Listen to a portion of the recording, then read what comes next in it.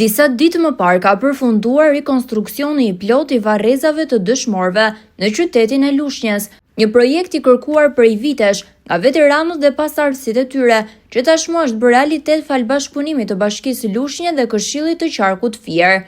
Ndërhyra ka qenë e plot, duke përfshirë rregullimin e pllakatave përkujtimore, ndarjen e rrugicave, vendosjen e gjelbërimit dekorativ, si dhe restaurimin e shkallëve që të çojnë drejt monumentit të lirisë. Tani ky vend i shenjtë është më i denjë për të pritur homazhe dhe ceremoni përkujtimore.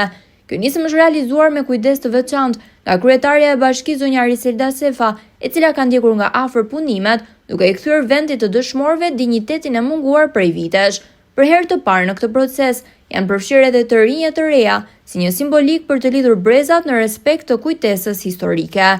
Tashmë qytetarët e Lushnjës, institucionet, nxënësit dhe familjarët e dëshmorëve kanë një vend të denjë për të nderuar sakrificën e atyre që dhanë jetën për lirinë e Adeut. Ky rekonstruksion nuk është vetëm një investim infrastrukturor, por një akt simbolik i mirënjohjes, një rikthim i dinjitetit për ata që bën historinë.